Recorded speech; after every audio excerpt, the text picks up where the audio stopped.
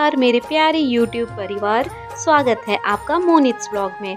आज का व्लॉग सिर्फ एक कहानी नहीं है, ये उस भावना, उस श्रद्धा और उस मिट्टी की खुशबू की कहानी है जो हर बिहारी के दिल में बसती है। आज का व्लॉग बहुत ही खास है क्योंकि आज हम बात करने वाले हैं हमारे सबसे पवित्र और सुंदर पर्व छठ पूजा के पहले दिन नहाए खाए के पीछे की खूबसूरत कहानी की। एक ऐसे दिन की जो पूरे पर्व की शुरुआत और आत्मा दोनों है।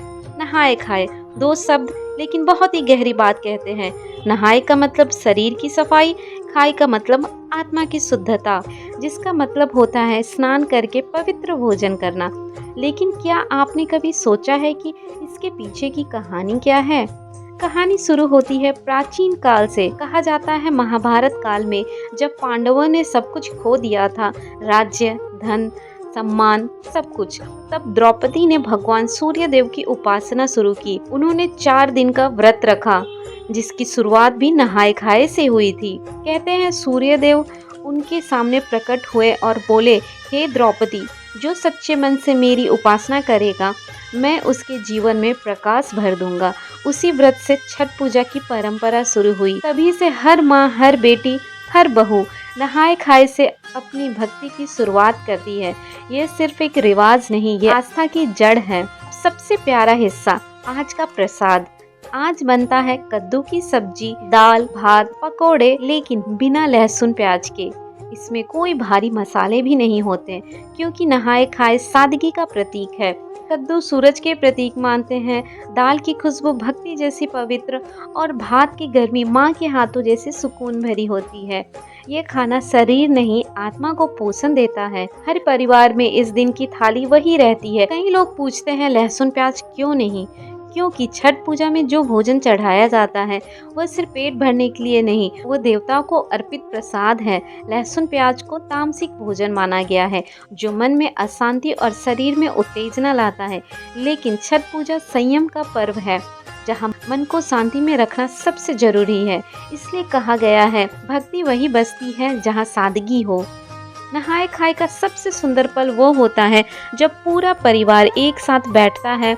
रसोई में माँ पूजा का खाना बनाती है, बच्चे आसपास खेलते हैं और हवा में सिर्फ एक ही बात गूंजती है, जय छठी मैया। यह दिन सिर्फ व्रती का नहीं बल्कि पूरे परिवार का होता है जहाँ प्रेम, परंपरा और भक्ति एक साथ बैठते हैं। नहाए खाए हमें सिखाता है सफाई सिर्फ घर की नहीं बल्कि मन और आत्मा की भी जरूरी है। हम अपने अंदर की नकारात्मकता, अपने गुस्से, अपने थकान सबको धो देते हैं इस दिन। ये एक तरह से प्योरिफिकेशन डे है, शरीर, मन और आत्मा की सफाई का।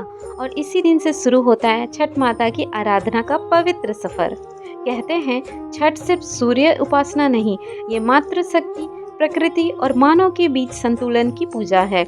नहाए खाए हमें सिखाता है सादगी में ही ईश्वर का वास है। दोस्तों, सूरज ढल चुका है लेकिन आज का ये दिन दिल में एक नई रोशनी छोड़ गया है।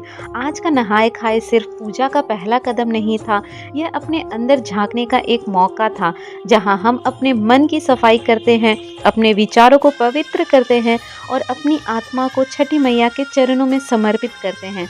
कहते हैं ना, भक्ति का असली मतलब तब समझ आता है जब आप कुछ पाने के लिए नहीं बल्कि कुछ महसूस करने के लिए करते हैं। छठी मैया के व्रत में सादगी ही सबसे बड़ी शोभा है।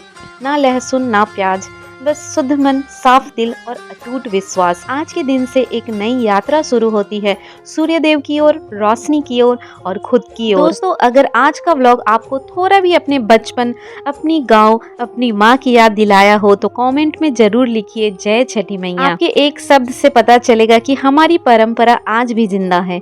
और हाँ, अगर वीडियो अच्छा लगे तो लाइक कीजिए, शेयर कीजिए ताकि औरों तक भी छठ की ये पवित्र भावना पहुँचे।